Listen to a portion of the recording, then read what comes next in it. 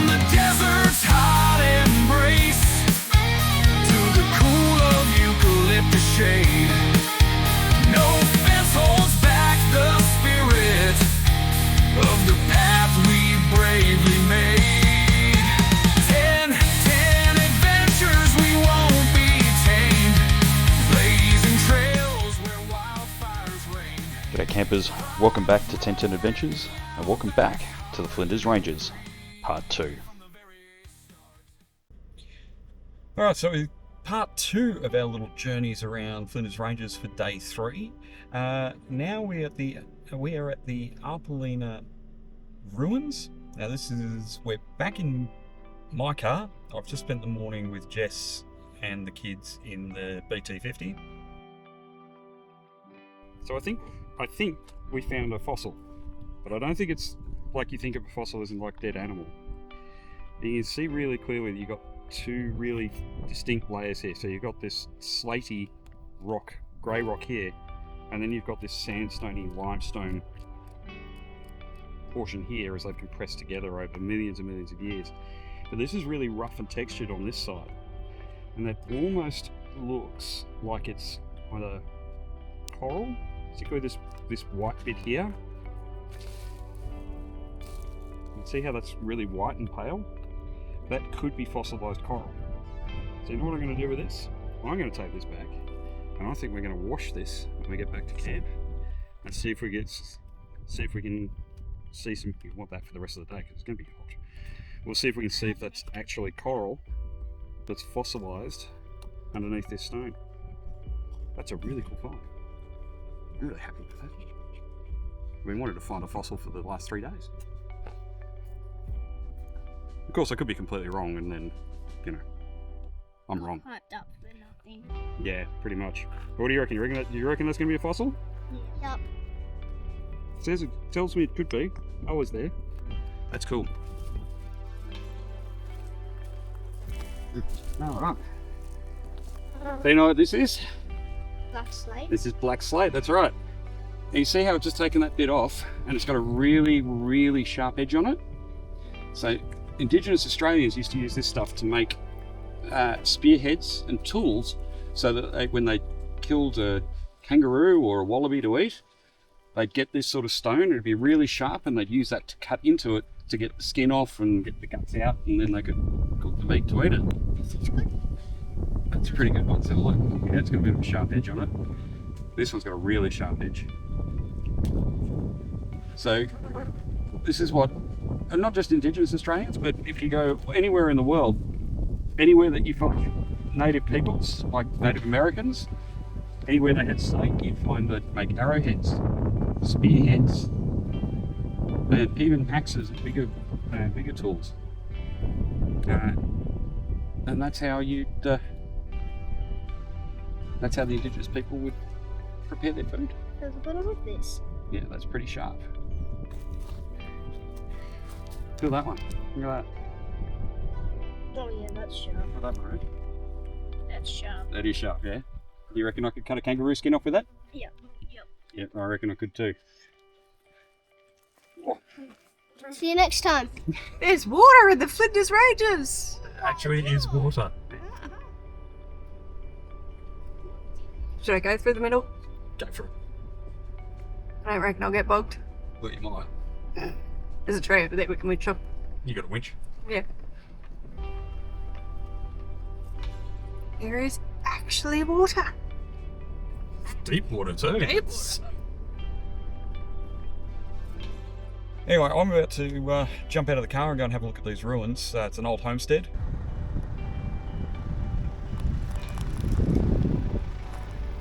So this is the old fence line. It's not actually part of the main buildings. From what I understand, this is the other side of this is actually the old veggie patch.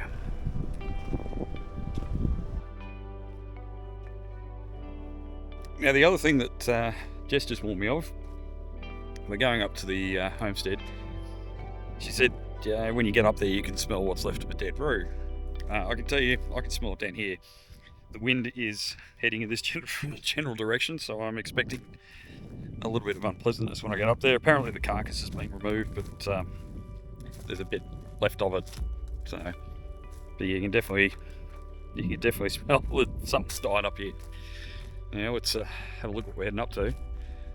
This is the stairs up to the homestead. This is the old building here. So one of them's the main building. I'm going to take a bit of a detour before we go to the main building. Just going to wander over here. I believe this is the facilities. The thunderbox, the dunny, the bush shitter. That's the old toilet. Circa 1858. 2 years younger than my great-grandfather. Anyway, that's enough of me talking shit. Let's head up to the homestead. I think this is all assembled by hand back in the day. Just putting pieces of slate together.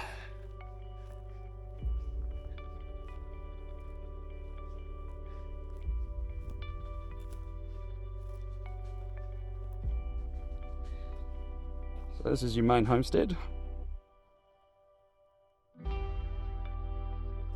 Yeah, you can smell that road.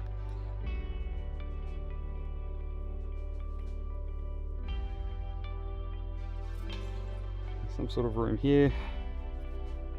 Oh, yep. Something died there.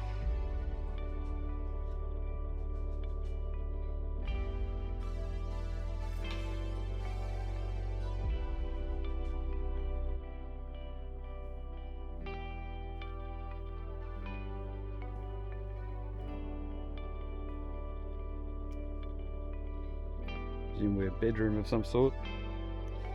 Could have been the pantry.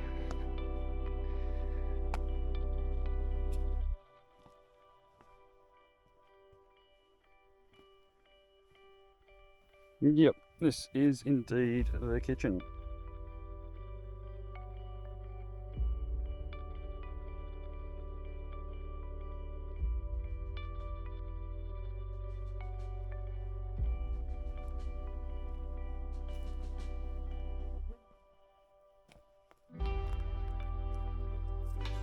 So yeah, so this would have been the main pantry area,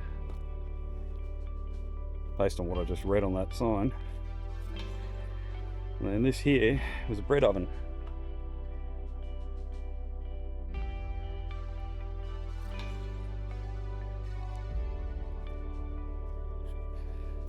Fun little fact, a fun little bit of history.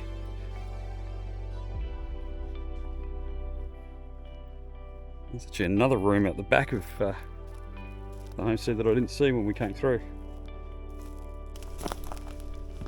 So another area here.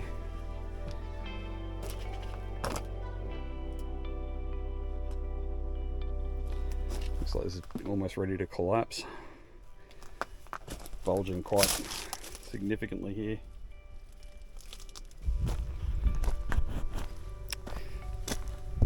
So there it is, guys, the Appalina homestead. A few more flies around here because there's a little bit of unpleasantness back at the homestead. Little interesting fact about Appalina station I've just discovered. So apparently it was burnt down and there was a big political thing between the farmers at Appalina station, or at Appalina homestead I should say, and the local miners. There's a water source nearby that they were arguing over, and obviously the gold miners wanted it for sluicing and so forth, and then those that were at the homestead wanted it for their cattle and for their veggie garden and everything else. Big argy-bargy. I'll see if I put a link or something below to some of the history if I can find something online. But if you're down this way, have a look. The signs do tell a bit of an interesting story of a political situation between some of our earliest settlers in this part of the world. Anyway, on to our next stop. What's our next stop, Jess? Dugout ruins. We might have a look at the Appalina mine. Okay. we're going to see the other side of the story then. Yeah. Awesome. See you in a sec. So what we found here is a remnant cottage built near the mines. It's not a mine entry or anything like that, it's just a shelter for somebody to live in. It's all fenced off, you're not allowed in here obviously, but yeah,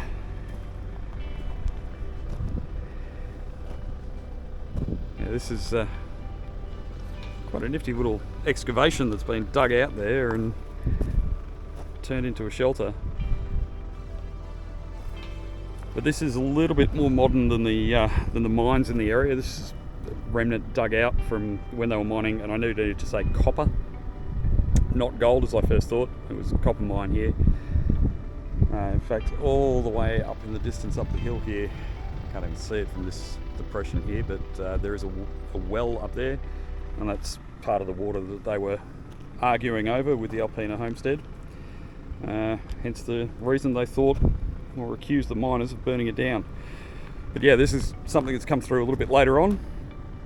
In fact, hessian bags from the copper mine were used in the roof to support the soil on top. So whoever built this basically repurposed a lot of the old mining equipment to do so.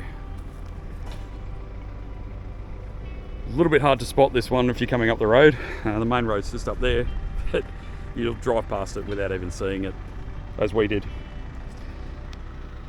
And then country out here, further down this track down here, which we're not actually allowed to drive to the end of. There's a big sign at the end of that saying no further access. But down there you'll find what looks like a sluice run or water run for the mines, and you can see even down here, you can see where it looks like there's been some mines dug out. I might even just go for a bit of a wander down here. So I found this not far away from where we've parked the car. I'm actually wondering if this is part of the mines. You've got, I don't know if that's part of a bed actually, but looks like in a spring mattress. But these look like they've been washed away. That's the reason I was talking sluicing before.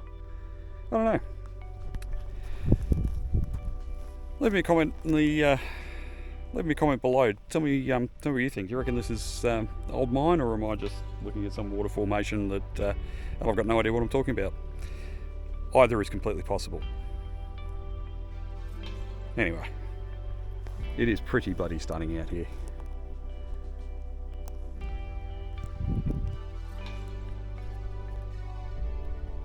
Okay, so I'm on the walk to Arkaroo Rock to go and see the rock art. Now apparently, this is a bit of a hike. It's around about a 3k return. The sign says 2 hours there and back again, and I've just seen another group of people, arguably a little older than I am, who gave that up as a joke. They're going to try it again in the morning. They don't want to be out here for 2 hours. That said, Karla and Hamish were here this morning. They reckon it took them 45 minutes, so I'm just going to have a long walk and catch up with you at the other end and have a look at some rock art. I just ran into a lovely lady sitting down, and if you're watching this, g'day, thanks for the chat. And the way she described it, and I couldn't agree more. Every step you take through the Flinders Ranges, it's just spectacular. There's nowhere we've been today, yesterday, anywhere else. In the few days we've been here already, we're just continuously blown away by the splendour and the beauty of this place. I can understand why it holds such a special place in the hearts of the Indigenous locals. It truly is understandably a sacred territory for them, and you know, when I see, like I saw earlier today, bits of rubbish just left on the side of a track near a tourist attraction, it's a little heartbreaking that people are disrespecting this place in that way. This is absolutely a national treasure, and we should just absolutely be respecting this place because it is like nothing else. Anyway, that's enough ranting. I'm going to keep my hike going. the same, about halfway, maybe a little bit more. I'll see you at the rock art. Well, I've made it to the rock art. And I've got to say, I'm a little disappointed. And not because of the condition of the rock art, because it is there. Some of it almost looks modern. But then if you want real modern, all you have to do is look closely at some of the art. And you can see people have graffitied their names into it. Because people are awful.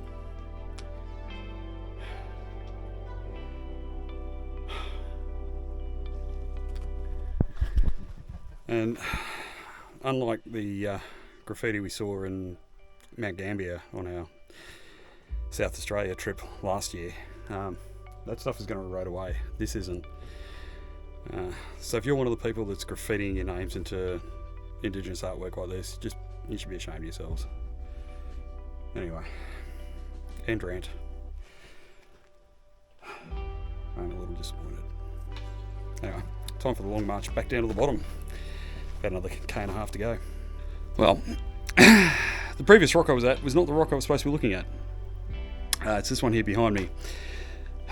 A bit of a positive and a negative based on my last comments around people graffitiing Indigenous art sites, and I've seen stuff with that happening all over Australia, so it's not just that rock back there. But this one, to protect it, they've had to put it behind a steel cage, which I don't disagree with, but it is a shame because you can't really see it in its true natural beauty.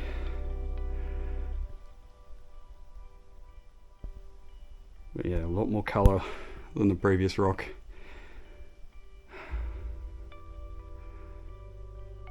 And beautifully, I can't actually see any human graffiti. Well, I shouldn't say human, Aboriginals are humans. I haven't seen any modern graffiti in here. That is beautiful.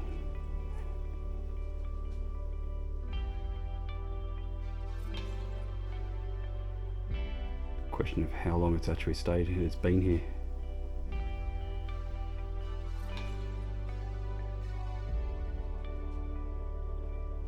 As I say, shame about the fence, but all things being equal, I'm glad it's there. Well, that's it guys, I'm on the march back to the car now. This is a long and times quite rugged journey. It's a bit flat here, but yeah, you need to be reasonably fit to do this, I will say that. Anyway, that's it for our day 3 adventures, I should say. It's all blurring into one. It's the great thing about being on holiday, isn't it? Anyway guys, leave me a comment down below if any of these places would be on your bucket list. And don't forget to like and subscribe. We'll see you tomorrow for day 4. See you in the next one. Cheers.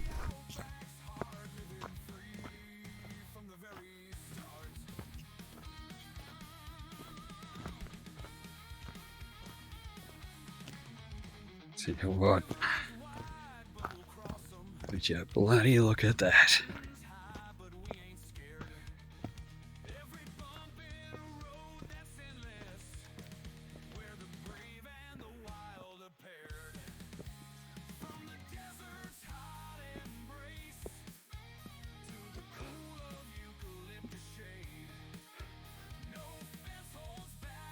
Bloody unbelievable.